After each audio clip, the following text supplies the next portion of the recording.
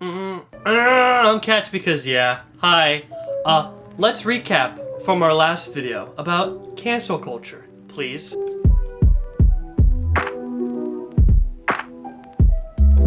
In the last video, we talked about the ProJared and James Charles situations that went down in the month of May and how it differentiated from past drama that's occurred on YouTube. We talked about what made May sort of this weird, aberrant exception on YouTube and what it really means in terms of the rise of cancel culture. And we actually parsed together a working definition for what cancel culture is.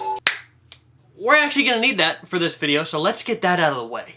It is a community's abnormal and overstimulated willingness to seize an individual's social capital, typically as a result of a perceived or actual moral or social wrongdoing. Thanks, past me. I appreciate it. What I didn't mention in my last video is that this phenomenon occurs within that community. A few months ago, I covered the drama around the H3 podcast and famed furry king, Majira Strawberry. Ethan Klein of H3 wanted a furry on his podcast so that he could sort of get an understanding for what the fandom was all about. With Majira being the biggest furry YouTuber, it only made sense that he would be the one to go on. But, it's not that simple. Okay? Ethan is known for kind of having an edgy streak. You know, he's a bad boy. He's a cool kid, a TikTok bad boy. What the fuck? He's made jokes that have led to accusations of transphobia. Not good. Comedic irreverence is kind of a staple in the H3 act. So, when Majira announced that he would be on the H3 podcast, many from his community, the furry fandom, echoed accusations of transphobia with reference to Ethan's past jokes. Many were concerned it was just a trap to ridicule furries, and many others just thought that Majira was chasing clout. But here is why the distinction matters, okay? The angry furries couldn't just cancel Ethan Klein because they don't really have any stock in his social capital. He's not a furry.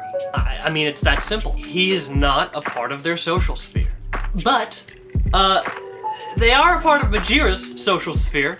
They hold almost all of the stock in Majira's social capital online. And I think you can see where I'm going with this. Angry furries are terrifying. They just are. Hell hath no fury like a furry scorned. He was canceled. Not really, but to the extent that he did turn down H3's offer. As a result, many celebrated. That'll be something we'll focus on later. This distinction does matter though. It's really important. A Markiplier couldn't cancel a James Charles, but a Tati Westbrook can. Cancel culture works within a social sphere. The fuck is this? Cancel culture works within a social sphere, and the effects that it can have on that social sphere are eruptive. Cancel culture galvanizes a community to auto-cannibalize. I really like big words a lot. So many delicious consonants. Galvanize, what an electric word. I love that. So is it bad? Should we be canceling people? Some disagree that it's bad. Some disagree that it's good. Some don't even think it exists. It does. The fact is, it's a little complicated. Diagnosing cancel culture as being good or bad is gonna require that we sufficiently define what is good, or more specifically, what is bad. And that's easy. No, it's not. God, this is hard. Oh. That which is bad can be assessed morally. Murder is bad because I'm taking a life. Okay, but morality is also stupid subjective. If I'm trying to murder someone who's trying to murder me, well, a little more complicated, yeah. That which is bad can also refer to just outcomes. A tornado ain't bad because it's somehow morally wrong. A tornado is bad because it fucks shit up. Homes are broken, lives are taken, oh my god. The humanity, but it's not morally wrong. But the result is negative. It takes away value, function, and power from something. And that metric is a hell of a lot easier to work with. Things can also be good or bad for different things. Carrot juice, it's good for you, okay? It's not good for a Kit Kat. That would taste like shit. So, to determine whether something is bad, like cancel culture, we have to look at what it affects and how. Furries and YouTube beauty gurus. It affects furries and YouTube beauty gurus. What the fuck do they have in common? Well, they're both digital communities, and they're centered around an identity. And since this series is kind of focusing on cancel culture as it affects YouTube, we can kind of slap that onto. They're both on YouTube. So what is vital to an online identity-based community? Online anonymity must be compensated by something, like a mutual interest in a thing, as well as trust. Secondly, satisfaction. I want to feel that being a part of said community is good for me. These two things, among other things that I'm sure I'm forgetting, are healthy for an online identity-based community. Healthy. That is what is important. That's the key word here. I feel like I just had a Vsauce moment. Hey guys, Michael here. What does he say? I don't fucking care. When we ask, is cancel culture bad? What we should be asking is cancel culture healthy? More specifically, is it healthy for the communities that it affects? That might just give us an answer. I like that. I need that. Now we know where we're going. Now we know what we're doing. Hell yeah. Now, last video, we looked at May as an example of a goddamn mess. Yeah. We looked at May as an example, primarily with James Charles and ProJared. I'm always scared I'm gonna say like James Jared or Pro Charles like a fucking moron, so if I do, I think I'll just leave it in the edit. We'll see. That'll be a fun little Easter egg. It won't be fun for me. Was cancel culture healthy for their respective communities? Well, it wasn't really healthy for the individuals that it impacted. It had a serious effect on their careers. It also tore the community apart. But it was all in the name of rooting out sin. Like sucking venom from a wound, cancel culture labels something as poisonous to a respective community, like James Charles to the YouTube beauty guru internet cabal, I don't know, and then tries to purge it. Did ProJared and James Charles' sins really warrant a cancellation? Well, we'll talk about that later. Instead, I want to look at two other examples of cancel culture. Here we go. The first after, and the second before May of 2019. The first involves the political left. Hi. Now, allow me to expose my bias.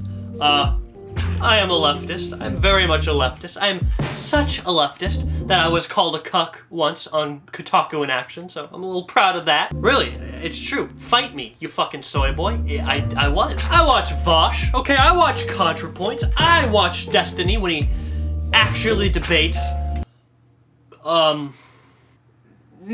good individuals that act like a specific zealous group of far-right individuals from Germany a while back. Nailed it.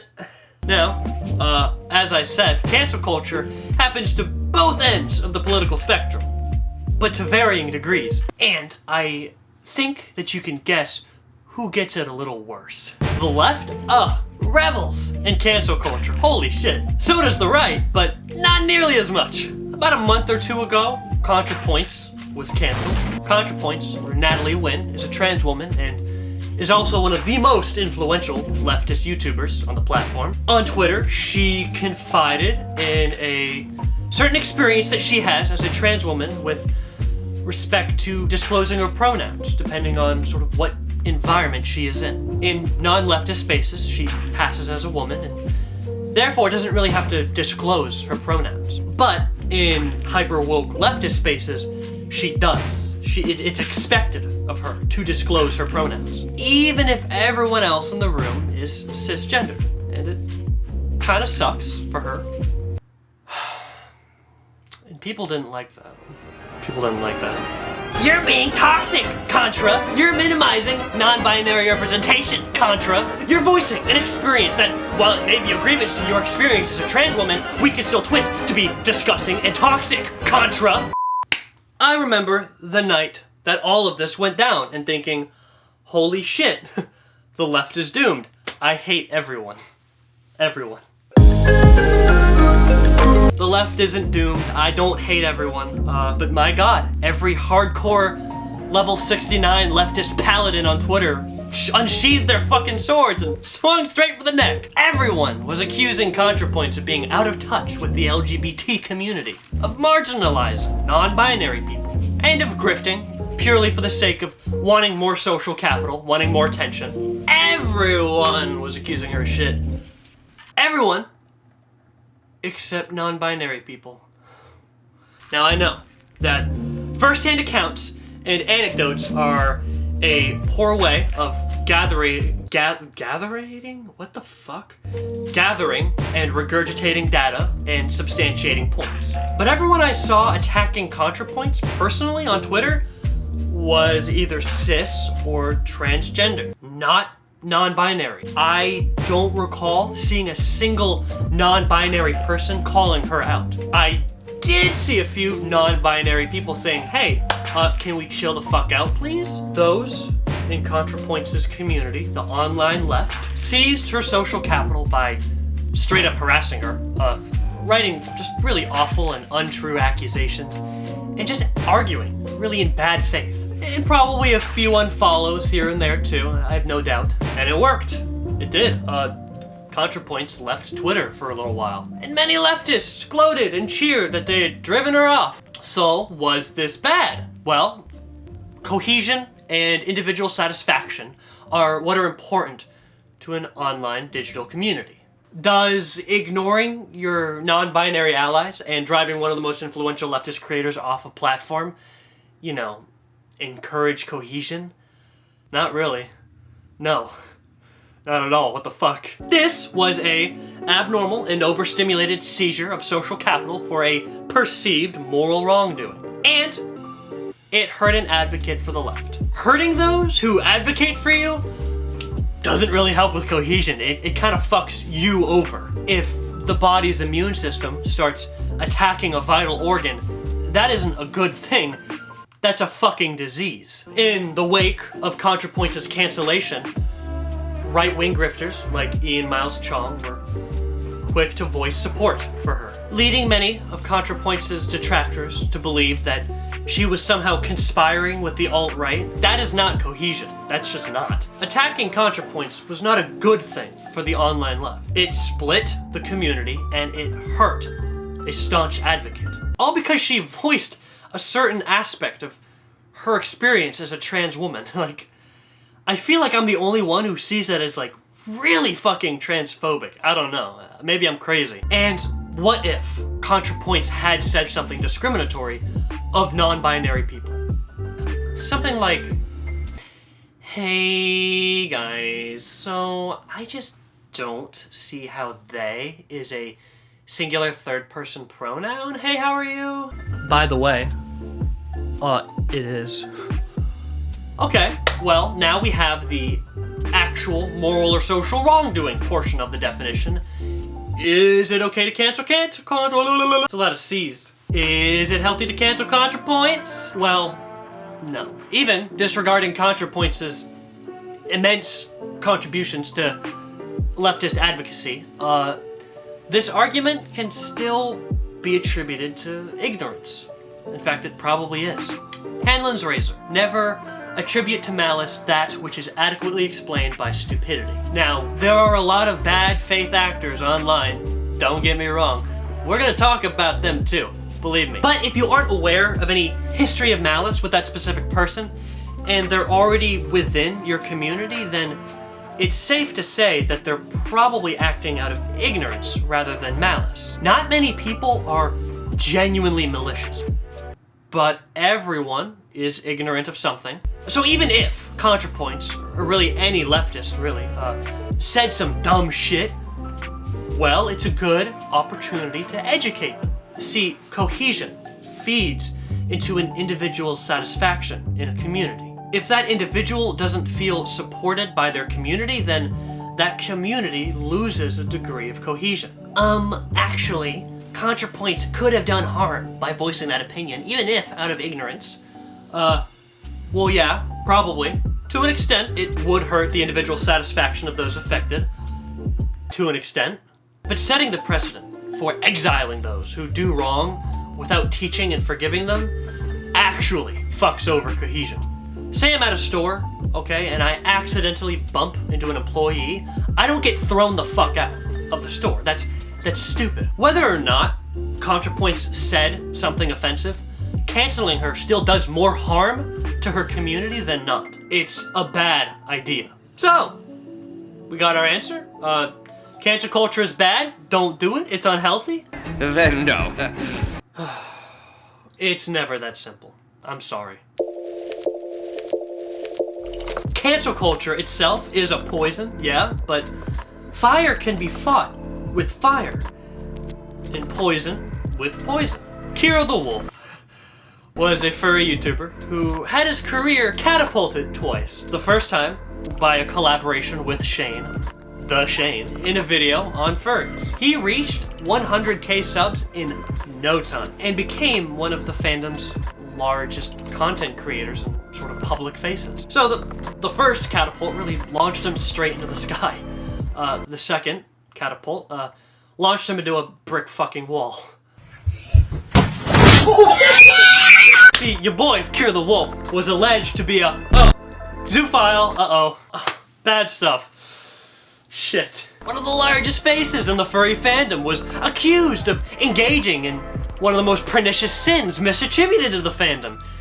Not good PR. Not at all. I won't go into detail about it. I really don't want to.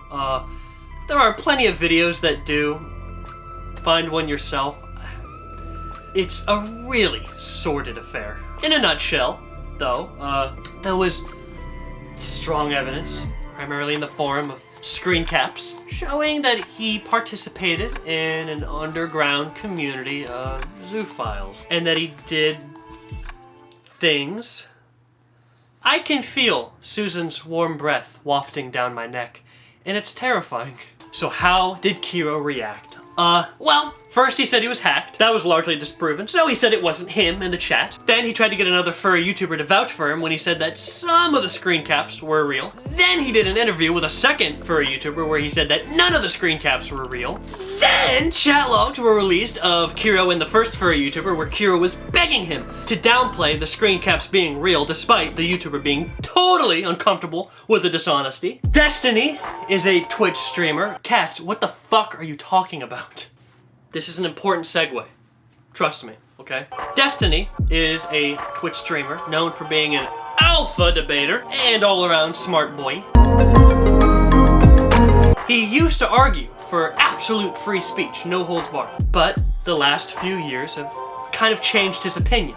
The goal of speech, of language, is to elucidate ideas, to communicate truths and make them clear. But that's not really happening. Public discourse is being polluted by dishonesty, fake news, alternative facts. Reality is becoming harder and harder to dissect. And some people, like bad faith actors, people who argue with ill intent, want it that way. Destiny's views on free speech change. Bad faith actors and their intentional dishonesty corrupts public discourse. Not by way of ignorance, but malice. Now, it shouldn't be outlawed. It can't, really. But it shouldn't be platformed. It shouldn't be tolerated. Kiro the Wolf was a bad faith actor. That hurts a community's cohesion. The furry fandom's worst stereotypes were given the verisimilitude of legitimacy. That is another really fun big word. Verisimilitude. The illusion of being real. Listen, I'm sorry, okay? I have a writing degree. I like this stuff. I get distracted really easily. Let me love my big fucking words, okay? And swears, too. I like those, too. A lot. Kiro made furries' worst stereotypes look true. And he lied about it over and over again to save himself. Now, furries were split on whether he was even telling the truth to begin with. But worst of all, a lot of furries were just hurt. Hurt that his accusations were likely true. Hurt that he would blatantly lie to their faces. This is someone who was a face of a community. Someone who had fans, people who supported him. Cohesion is meant to facilitate trust in a community, and that trust provides satisfaction. And Kiro the Wolf took a fucking axe to the concept of trust. and many of his supporters accused the furry fandom of engaging in cancel culture. The fact is, they were right. Kiro was canceled. And that's a good thing. It is. If someone is going to use their social capital to harm their community with the intent to do harm, then it becomes a matter of self-defense. His bad faith acting would have done lasting damage, along with his nasty behavior, but this ain't a video on zoophilia. Ew. The abnormal and overstimulated seizure of Kiro's social capital for something he did do wrong would have done less damage, and did do less damage to his community, than if he had stayed. Chemotherapy is essentially a poison, but it's a poison designed to combat a cancer. Bad faith actors are a cancer to a community's cohesion. So, let's say that cancel culture is a sort of chemotherapy, so to speak. You wouldn't use chemotherapy to, say, cure the flu. That's just, no. That's how I lost my medical license. But you would use chemotherapy to cure a cancer. Cancel culture works in a community's interest when it's actually being directed at people who are malicious, who have the intent to do harm to that community. If the YouTube beauty guru community really sees James Charles as a bad faith actor, then it stands to reason that he ought to be canceled. So, was he? And ProJared, for that matter, was he as well? May was a mess, okay? In my last video, I covered the accusations that made May such a mess. But I didn't cover the responses. James Charles' first response was really just bad PR. He was crying, he looked like a mess, and he didn't really address the criticism levied his way. It frankly was neither dignified nor sincere. So, of course it was memed into oblivion. Well, I need you to know.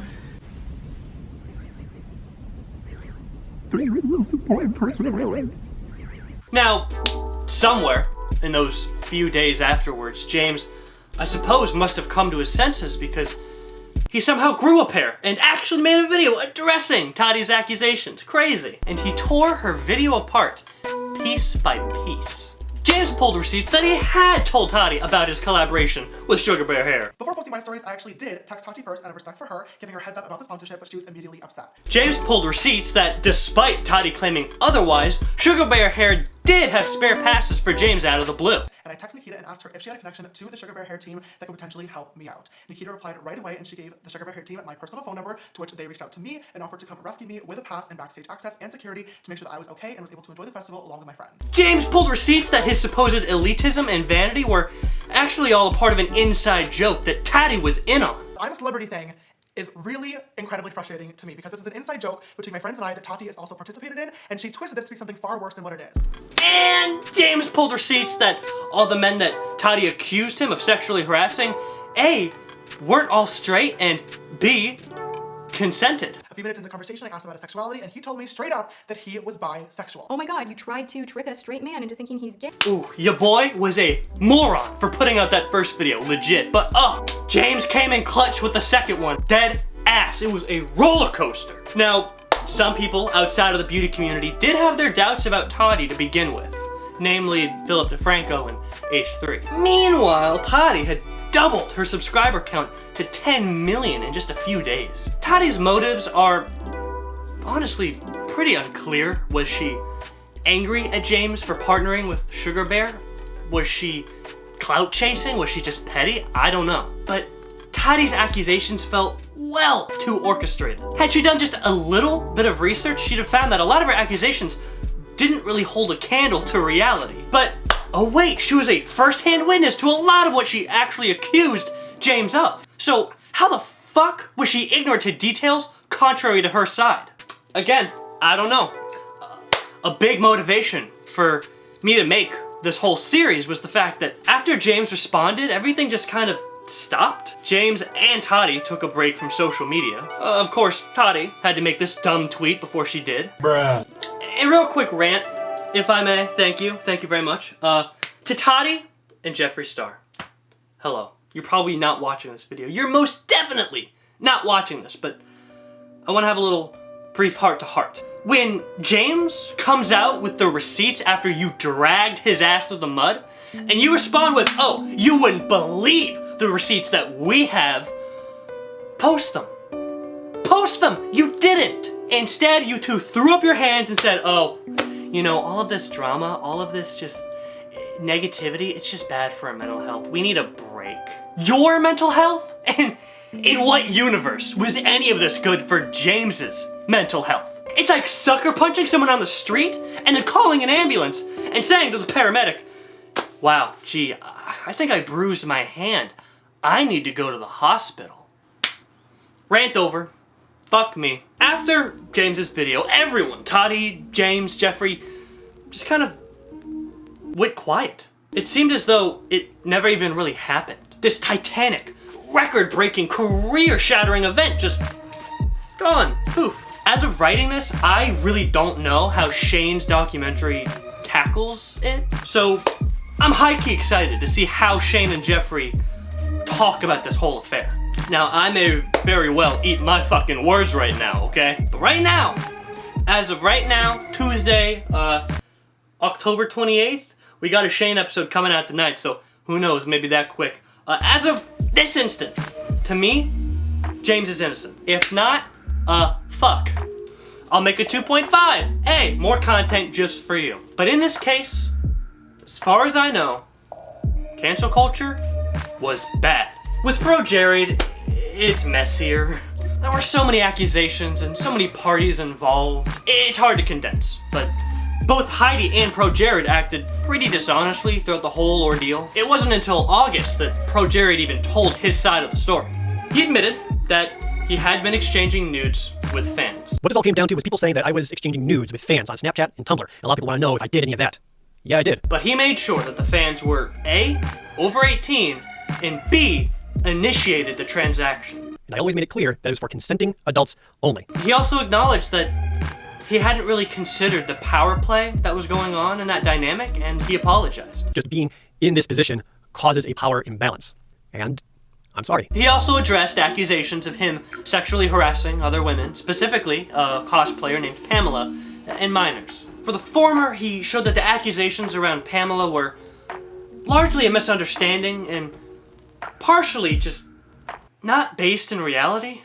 When I first saw this, I had no idea what she was talking about. At the time, I had a vested interest in cosplay due to my relationship with a cosplayer. So I remember looking up Pamela's costume, and I remember being audibly excited after I realized I had just seen Pamela as Bayonetta at E3 2014. I think this whole thing was a misunderstanding or misremembrance.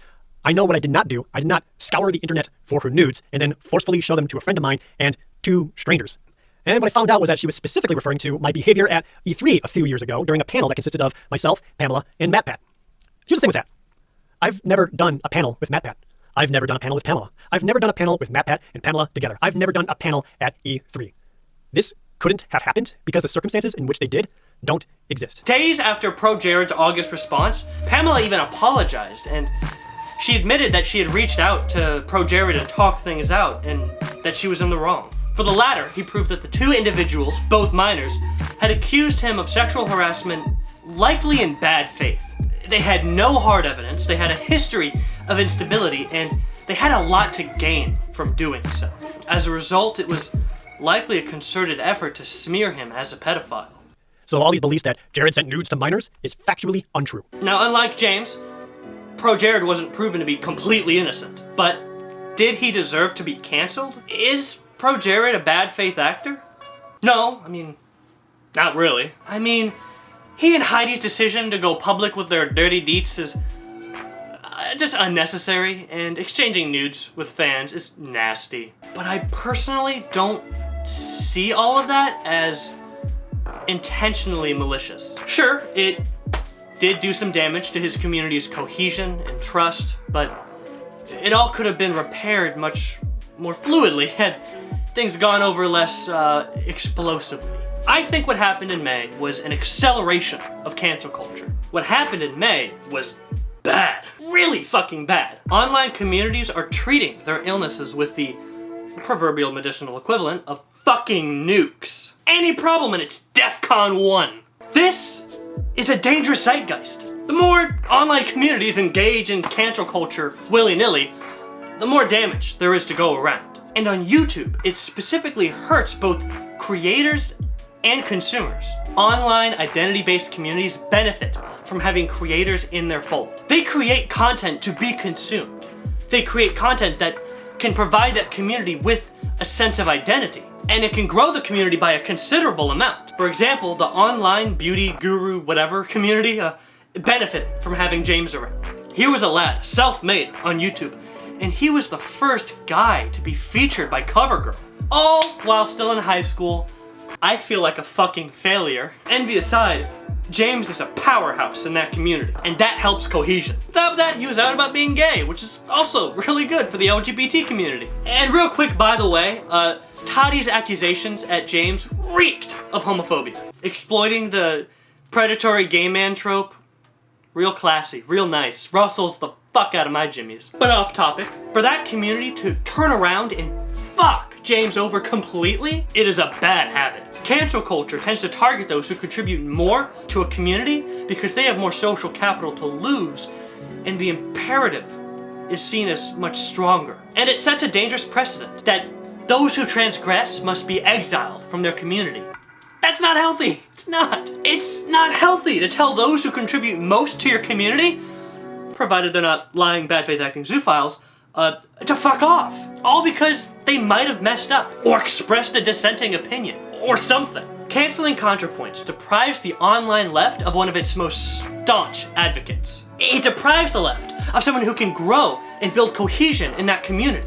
Cancel culture, when wielded like a fucking cudgel, does a lot of harm. It doesn't just hurt an individual in a community, but the community itself. And I'm not saying to not cancel any content creators, because if they're doing bad, do something about it. But cancel culture is a tool. It purges a community of someone's social capital, and that can be a good thing in specific instances. Malicious actors, bad faith actors, generally bad people, you don't want them in your community. But you wouldn't use a hammer to screw in a light bulb.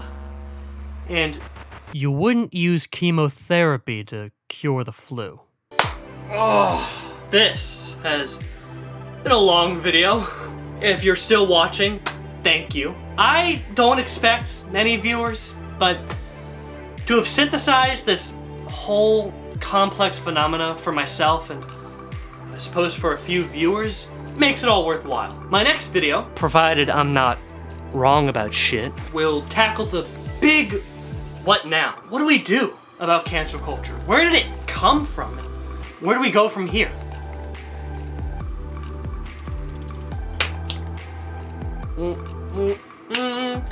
Thank you for watching. I appreciate it. I really do. This is a lot different from my usual content, and I'd like to start doing more serious shit like this, you know? But of course with comedy interjected. And if you liked my ramblings, hey, consider an exchange of social capital, if you will. Click the subscribe button, click the like button, share this mess on Twitter, Facebook, fucking MySpace. Ring the bell that totally works and does what it's intended to. Once again, big thanks. I deeply appreciate it. I love you. Illy, illy, illy, illy, illy, illy. Go. Get out of here. We're done. Leave. Get out of my room.